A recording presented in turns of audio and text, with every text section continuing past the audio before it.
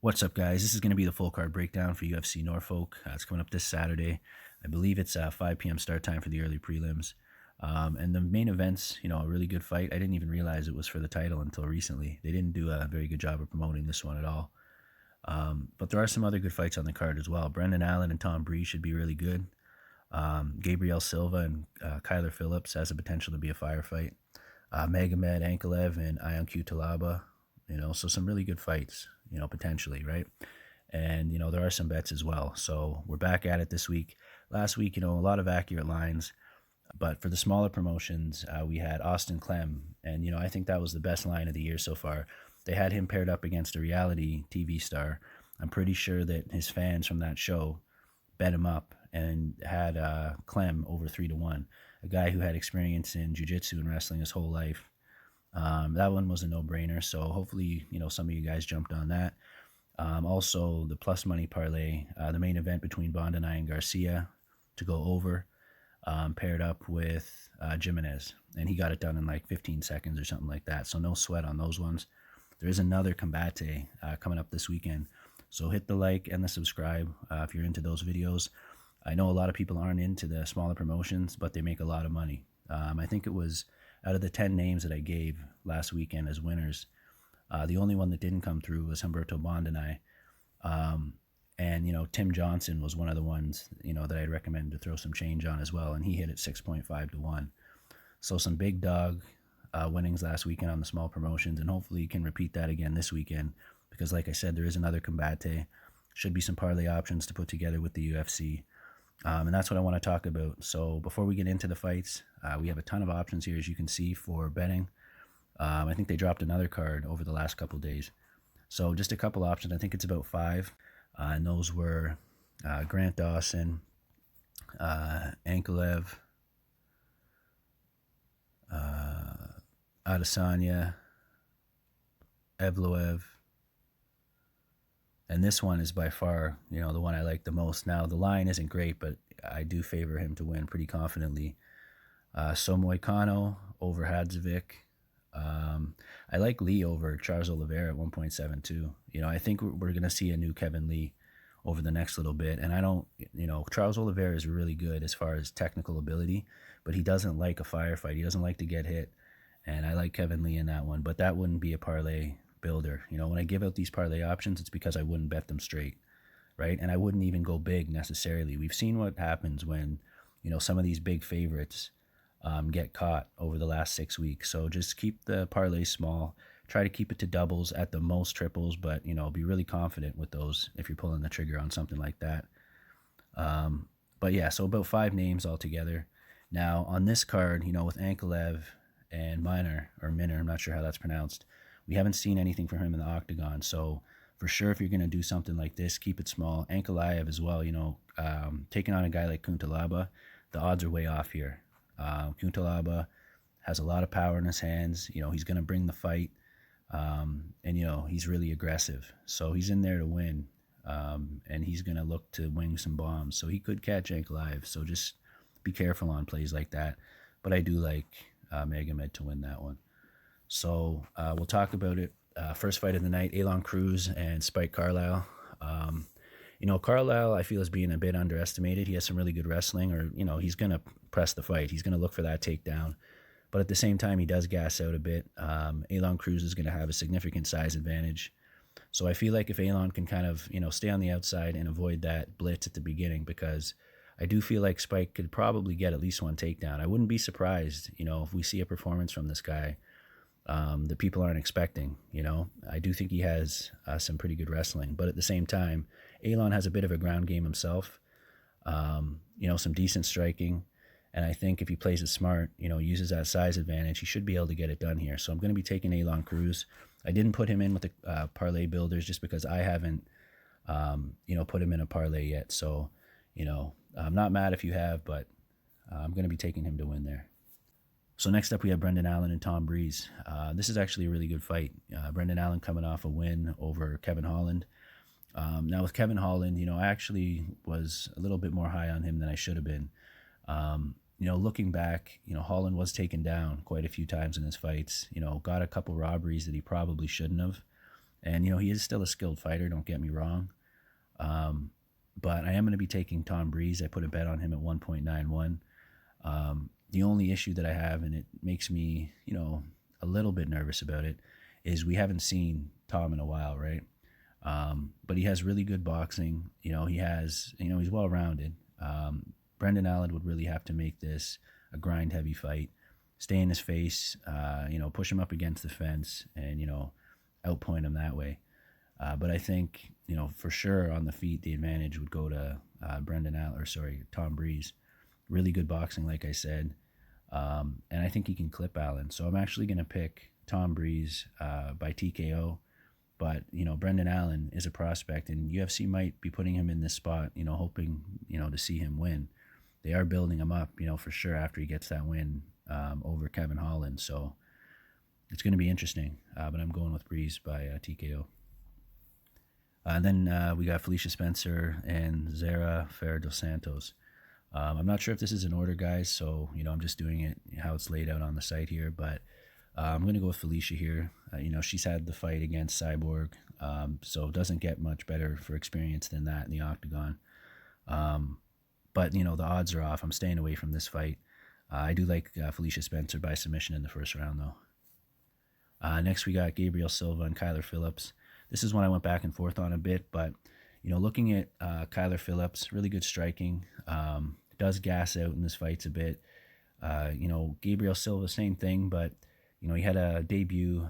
I believe that was his first fight against Ray Borg, and he actually looked pretty good at some points in that fight. Took his back a few times. Good in the grappling exchanges. So he does have really good jiu-jitsu. I think that in this fight, if he can get a hold of Phillips, or at least survive that early onslaught, that he should be able to either pull off a submission or get a decision. But it could be a really close fight, and Kyler Phillips does have the potential to catch him. He has the advantage on the feet for sure. But Gabriel Silva has some decent head movement and, defense on the feet, just not the best striking. So defensively, he's okay. Offensively, not the best. But if he uses his grappling, he definitely has a path to victory, even using it to tire Phillips out and then, get that submission late, or even, like I said, potential decision. So I'm going to be going with Silva here by submission. Then we got Grant Dawson and Derek Minor, not sure how that's pronounced. It's a grappling match here. Grant Dawson, has looked really good in his UFC career so far. Trezano was a tough fight. I actually had Trezano winning that, and, Dawson looked really good in that fight. So, Minor is also a grappler, a lot of submissions on his record, looks pretty decent, but having that octagon experience, Minor coming in on his first fight in the UFC, have to go with Dawson in this one by decision. Then we got a really good fight. So Ion Cutelaba and Magomed Ankalaev. So the line's off here, but I'm still tempted to put Ankalaev in a parlay. I think he's more technically sound, but when you got a guy like Cutelaba who's just going to go in there to try to win at all costs, right? He's going to walk down his opponent, throw heavy punches, look for takedowns. He's pretty well rounded. But, I like what I see from Ankalaev on tape. Really crisp striking, just well-rounded fighter, and really technical. So I'm going to take Ankalaev here by TKO. But again, I don't write off Cutelaba. I think there's a lot of guys in the division that he can do some pretty severe damage to, but it should be a good fight. Then we got Ismail Nurdiev and Sean Brady. So this should be higher up on the card. It's one of the first fights of the night, so probably should have broke this one down at the beginning. But I'm actually going to take Brady here because he was up at 2.5 and I took a shot. I could see it going either way, but because seeing Brady up that high, he had a pretty decent performance against who was his first fight? It's slipping my mind, but a veteran in the UFC. And he did really well in that fight. So I'm going to be taking Brady here, but, Ismail could definitely get it done. He's a well-rounded fighter as well, some really good striking. So it's an interesting fight. Going to take Brady here by TKO, but not overly confident. Joseph Benavidez, I'll do that one last. So Marcin Tybura and Sergey Spivak. This is another one, back and forth a bit.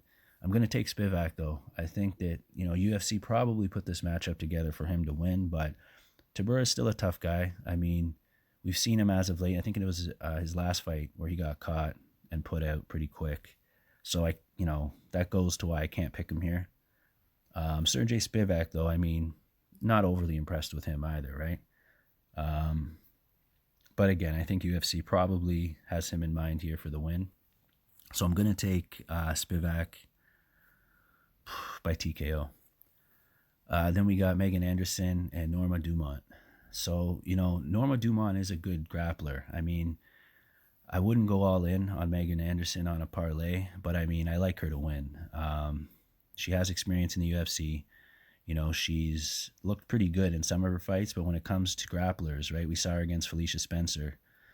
She got ragdolled, and even against Holly Holm, she was out grappled. So hopefully she has been in the gym nonstop, working on that grappling, because when it comes to striking, she could hold off on that a bit. I mean, keep it sharp, of course, but it should be just, heavy grappling training camps.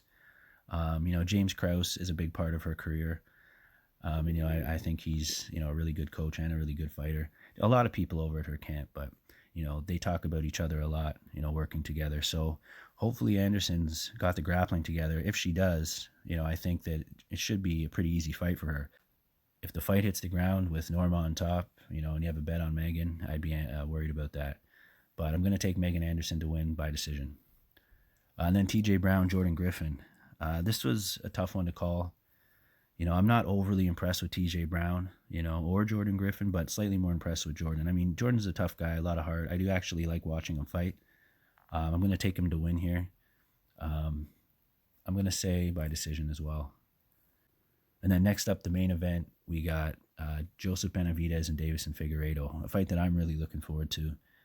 Two really talented guys, and I think it is, the rightful championship fight, if Cejudo gave it up. These are the two best guys right now. And I think, Davison Figueiredo is a guy that right when he came in the UFC, I was aware of him. And I've bet him in every fight, that he's had so far.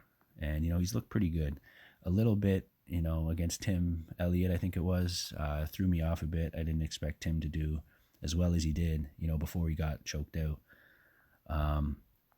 But I'm going to be taking Davison because, if he were to win here impressively, and I had picked Joe, it doesn't feel right.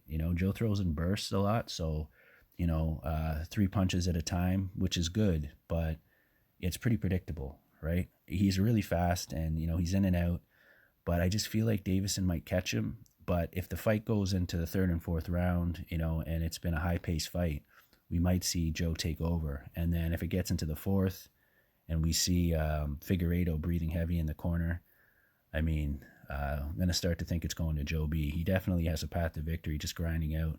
Well, not necessarily grinding him out because I don't see him dominating in the grappling. But, I mean, if he can make it a busy fight, I could see him taking over late. But I have to go with Figueiredo. I bet him, like I said, every fight. I think he's, the top contender in the division. And we're going to see how it goes. So, fight goes late, Benavidez, but I'm picking Davison Figueiredo by TKO. But that's about it, guys. I'm going to wrap it up here. Really looking forward to that main event. And I'm sure there's going to be some really good fights on this card. But thanks for watching, guys. If you haven't subscribed yet, please do. And I'll see you on the next one.